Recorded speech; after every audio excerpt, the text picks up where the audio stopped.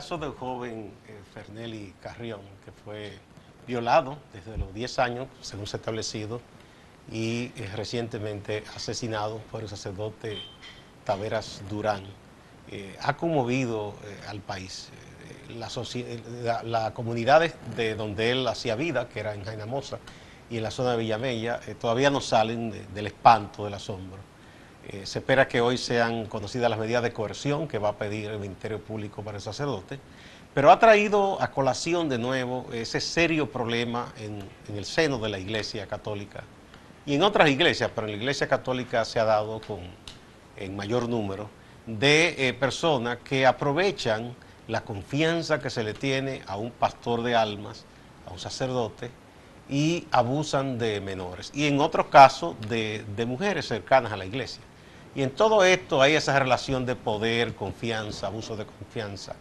Y muchas veces termina en un cohecho, una connivencia con la familia de la víctima. Todo esto es muy retorcido, muy sucio y muy doloroso, sobre todo para esa familia y la víctima, y para la gente que confía en una institución milenaria como la iglesia y que ve que entonces ahí es donde uno de los suyos es abusado y en este caso es asesinado. Bueno, Gustavo, hay muchos testimonios, libros, documentales, incluso películas que relatan este problema que ocurre particularmente dentro de la Iglesia Católica, porque en la Iglesia se tomó una política global, general, desde Roma hacia todo el mundo, para ocultar estos casos, taparlos, que no se supieran, porque esto iba a dañar la imagen de la Iglesia, y entonces no se tomaban medidas para, cuando se tenía conocimiento de que un sacerdote tenía actividad sexual inapropiada o inadecuada. Para la Iglesia, obviamente, toda actividad sexual es inadecuada, pero, y en el caso de su miembro particularmente, pero lo que ellos tomaban era la decisión de trasladarlo a otros lugares. Y realmente son muchos los testimonios que hay de los daños producidos en comunidades completas por sacerdotes que fueron trasladados de un lugar a otro, y que los obispos o sus superiores tenían conocimiento de las actividades que realizaban y no tomaban medidas para evitar que las mismas se dieran, se ejecutaran. Y en el caso de República Dominicana ya hemos tenido varios casos de sacerdotes que participan en actividades criminales. Te recuerda el caso de Hermenegildo, ¿no? Sí, lo traímos a colación porque precisamente también ocurrió, también él servía, Hermenegildo, en la comunidad de Jainamosa. En Jainamosa también. Bueno, pues luego hay otros casos que ocurrió también aquí en la Avenida Independencia, en el kilómetro, creo que el kilómetro 9 de la Avenida Independencia, 10 y medio de la Avenida Independencia, y hay muchísimos otros casos. Pero además son mucho más, en el caso de República Dominicana, los casos desconocidos, que nunca salieron a la luz pública. Y ni qué decir de los dos casos escandalosos de los sacerdotes polacos, uno, Wojciech Waldemar, que Gil, que se hacía pasar como Padre Gil en Juncalito, en Santiago, y su compatriota Wossolowski, Joseph Wossolowski, que era nuncio de la Santa Sede aquí en República Dominicana, con todo el encubrimiento de parte de la cúpula eclesial en ese momento y del Ministerio Público. Ya. Fue una barbaridad. Bueno, pero la experiencia, digamos, que en estos casos no ha sido utilizada para evitar que ocurran casos como estos, porque normalmente los superiores eclesiásticos, ya sea de algún tipo, de alguna congregación, en el caso de los religiosos, o de la iglesia diocesana, en el caso de los obispos, siempre se dan cuenta y tienen por lo menos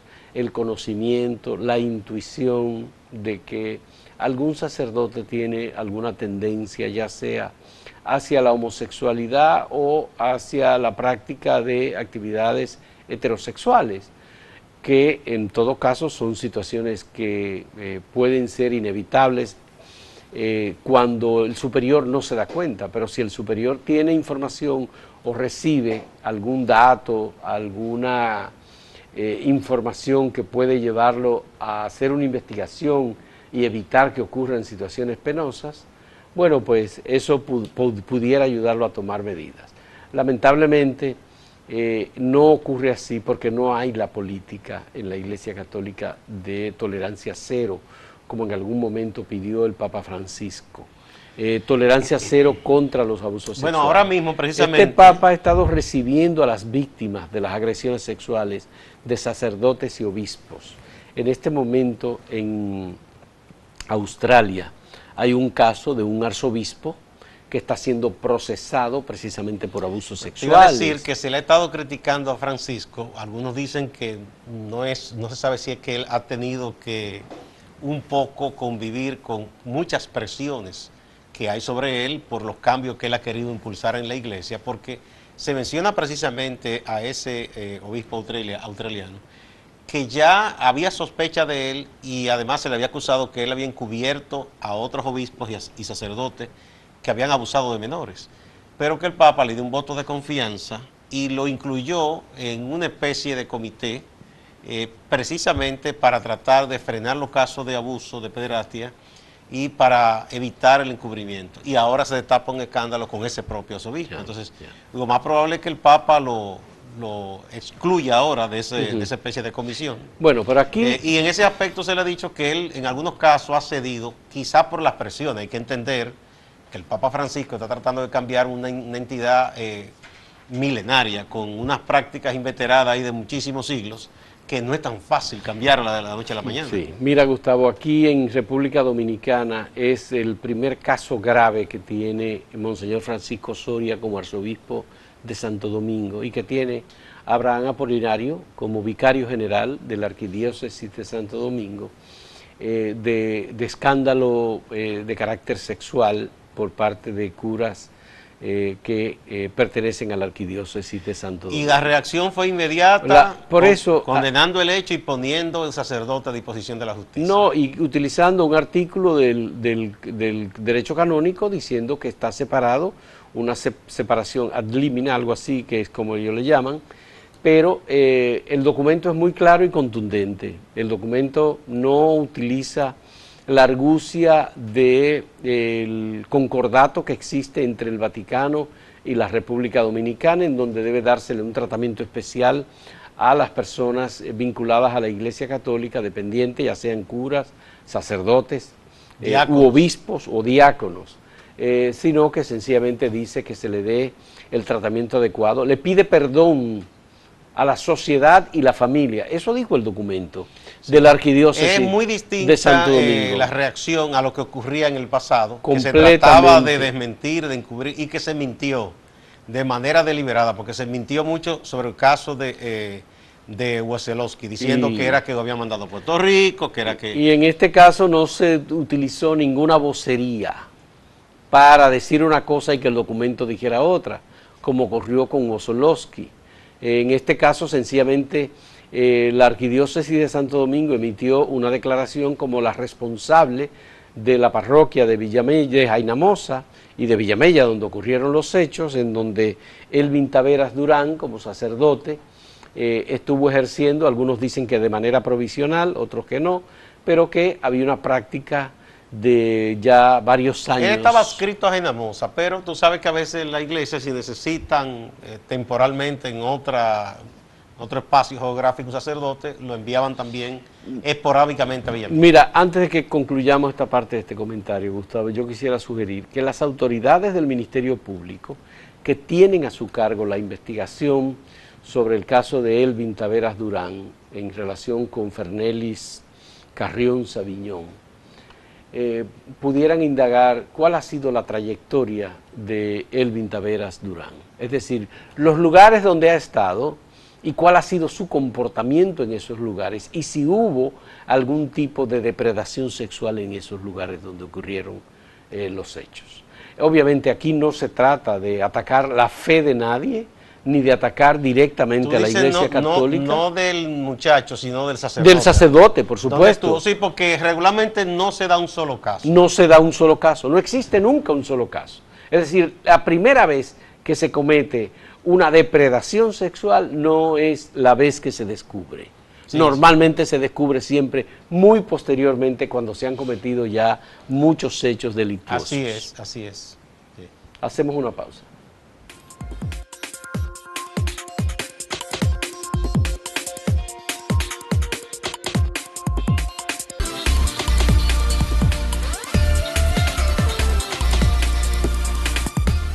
La Procuraduría General de la República tiene el encargo de presentar un expediente acusatorio sobre las imputaciones que hizo a 14 personas vinculadas con la recepción de los sobornos por parte de la compañía Odebrecht. Este tiempo está transcurriendo, eran 8 meses, ya han pasado dos meses han pasado después que se hicieron las acusaciones, creo que fue el 29 de mayo que se hicieron las acusaciones, y se espera que el Ministerio Público pueda presentar un expediente sólido. Llegó Bernardo Castellanos a la República Dominicana, se le había fijado audiencia para el día 4 de agosto.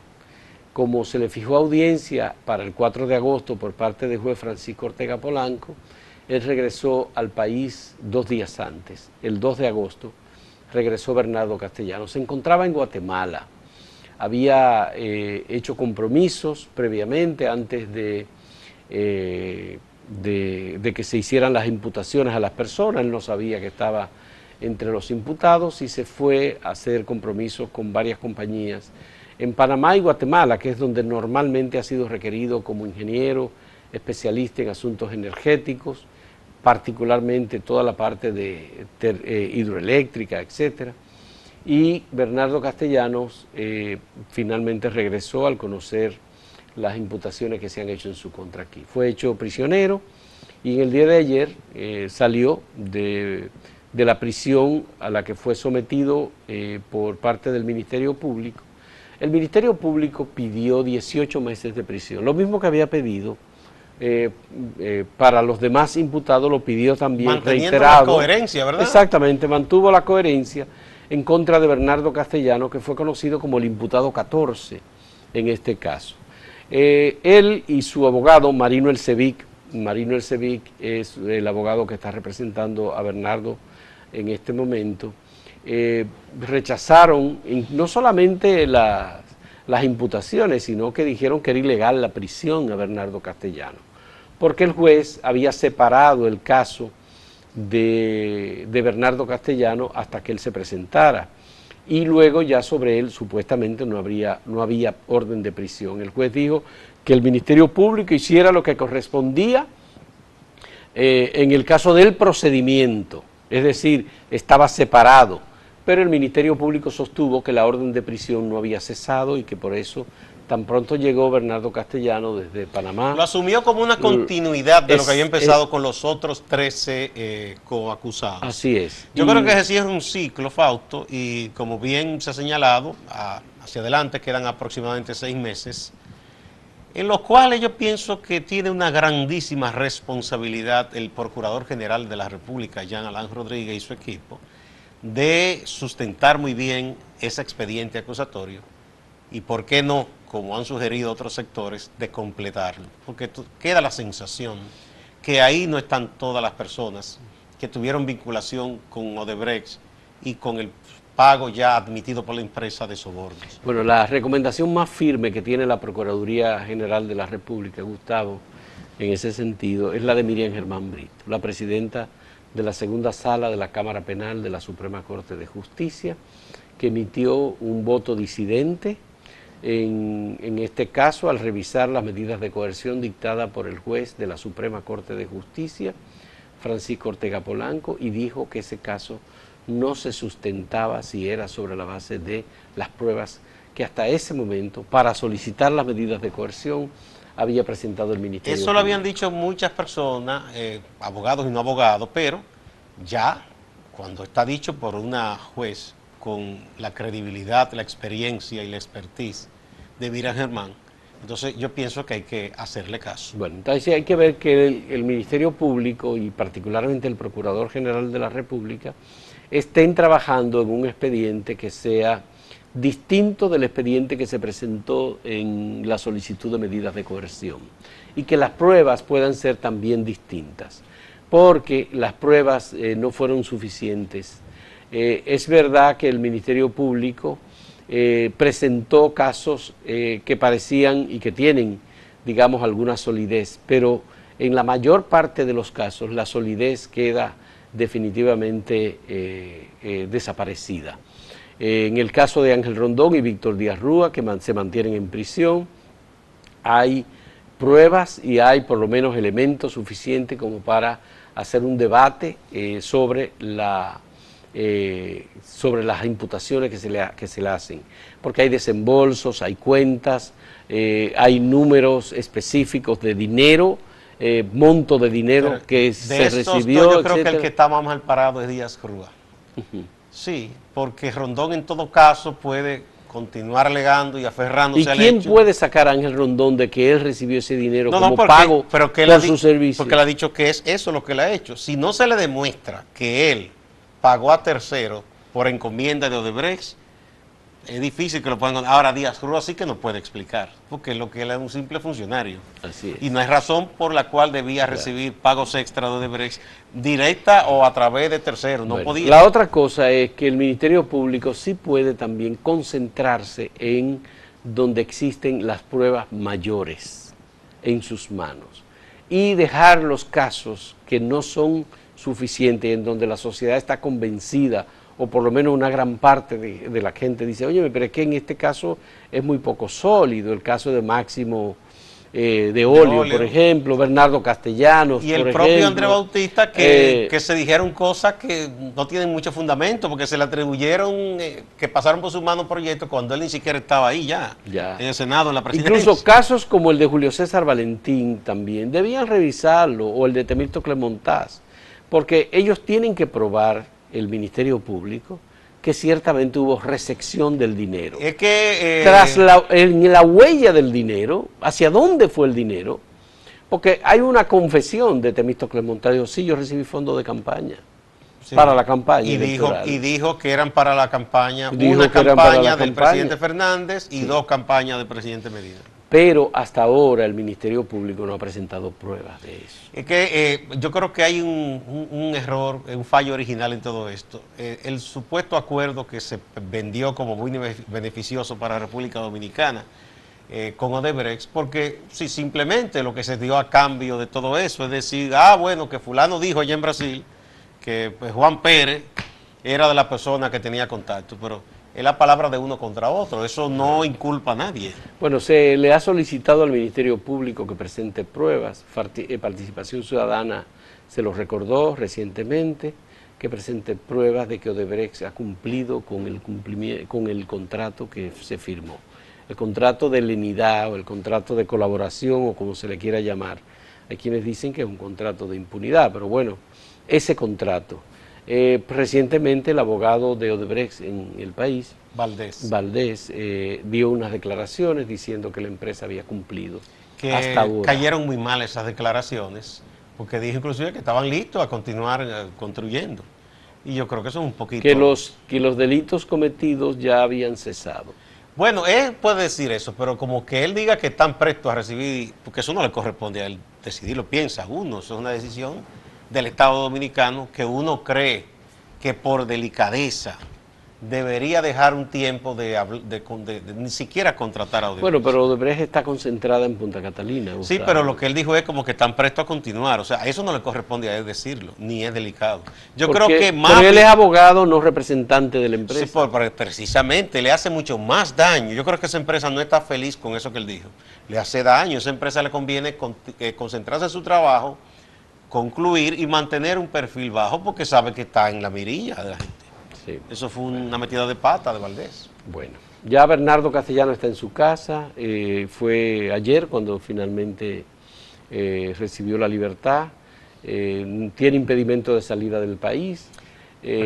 Obviamente que lo más importante en el caso de Bernardo Castellanos es que él va a estar junto con su familia y particularmente con una hija en condiciones especiales que tiene, que es nuestro mayor deseo de que él recupere un poco la tranquilidad y su familia, su esposa.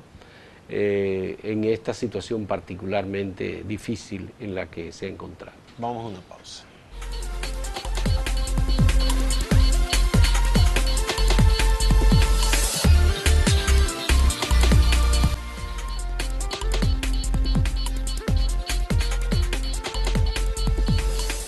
Las últimas declaraciones del señor Donald Trump, presidente de los Estados Unidos, que por cierto es extraño cuando un presidente de Estados Unidos, estando de vacaciones, ofrece declaraciones. Tú sabes que Donald Trump tomó sus vacaciones, está en New Jersey. La tomó rápido, a los 6 meses. A los 6 meses tomó sus vacaciones. Estaba cansado ya.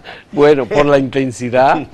Y entonces se tomó la decisión de emitir uno de sus famosos tweets para enfadarse y expresar su indignación con Corea del Norte y la prueba de los misiles y las amenazas que está haciendo el presidente de Corea del Norte, o el dictador de Corea del Norte, Kim Jong-un, algo así se llama, ¿no? Y que... Kim Jong-il. Y Kim Jong-il. Es que son todos Kim Jong. Ya. A partir de Kim Il-sung, que fue el abuelo, ¿no? Kim Il-sung. Bueno, eso te dice aquí que Donald Trump es un hombre insensato. Sí, pero ofreció unas declaraciones, Gustavo, que son verdaderamente desalentadoras para el mundo en este momento. Porque eso de decir que Estados Unidos atacará con toda la furia que tiene y que va a encender como nunca antes el mundo había visto un ataque en contra de Corea del Norte. Mira, te digo, es un hombre muy insensato, y yo me pregunto si él se ha sentado a pensar, o alguien, porque es un hombre, parece muy tosudo, ha tratado de hacerlo entrar en razón de cuál es la delicadeza, de la responsabilidad que tiene en sus manos. Administrar y dirigir un Estado tan poderoso como Estados Unidos, además de eso, ser comandante en jefe de las Fuerzas Armadas, que deben ser las más poderosas del mundo, apenas se pueden comparar las de Rusia o las de China, ¿verdad? Entonces, eso es muy delicado. Nunca se escuchó. Yo creo que, bueno, en los tiempos de Hitler, un loco como Hitler, pero ni siquiera Stalin, ni Mao, ni el propio Putin, ni nadie, nunca dijo, en mi país con furia va a atacar. Hitler, porque era un retorcido, y así terminó, sí, ¿verdad? Derrotado, humillado. Pero eso es muy delicado, porque cuando tú haces una declaración tremendista y luego se ve que es simplemente palabrerío, te pueden faltar el respeto por un lado o no tomarte en serio. Que Kim Jong-il diga lo que quiera, porque este es un hombre que yo pienso que no está bien de la cabeza. Está desafiando algo que él sabe que no puede hacer. O sea, ¿cómo mucha gente hace propaganda con esto? No, que el peligro, ese hombre tiene una tecnología obsoleta.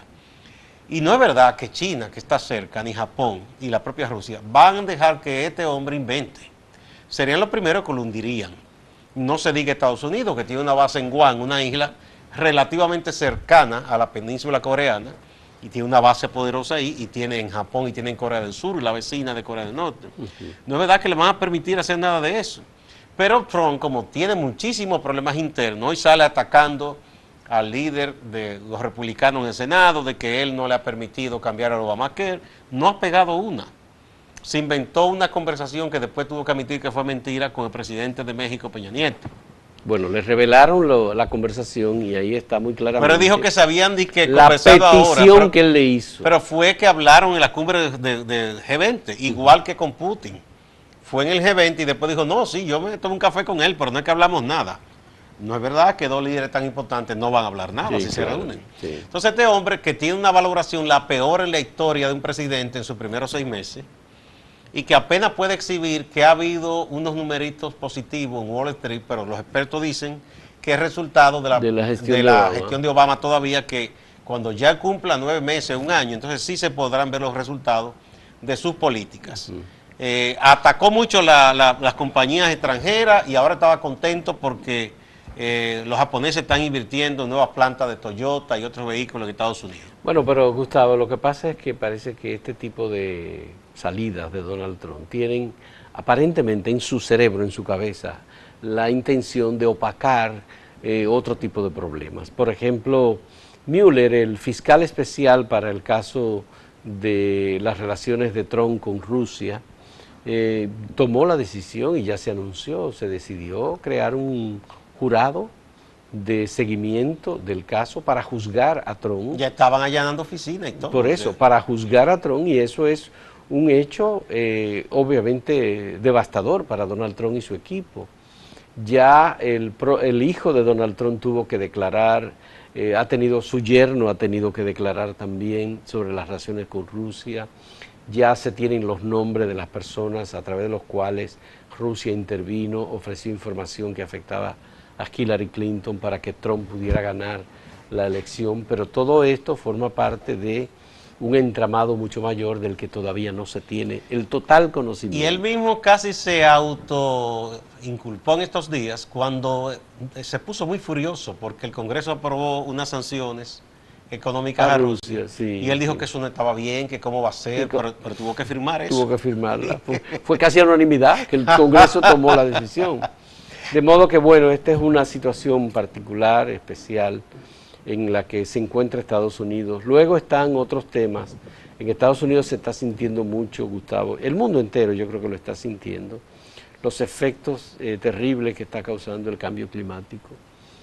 Hay nuevas informaciones sobre esto, cada vez mayor la preocupación en el mundo, y Estados Unidos Trump dice que eso es mentira. Y Estados Unidos está en contra del mundo en este caso. Habiendo sido el líder con Obama en estas preocupaciones, ¿entiende? Entonces, obviamente, ya los países han recuperado parte de los destrozos, digamos, creados por la salida de Trump y la salida de Estados Unidos, producida por Donald Trump, de los acuerdos para el cambio climático. Y vienen nuevos cambios ahora. Es decir, vienen nuevas políticas de parte del conjunto de países y parece que no se cuenta con Estados Unidos en No, ya el liderazgo hace tiempo que lo tienen Alemania y Francia ya. Hace tiempo que ya Estados Unidos decidió salir de un tema tan importante. Así es. Bueno, será hasta mañana. Hasta mañana.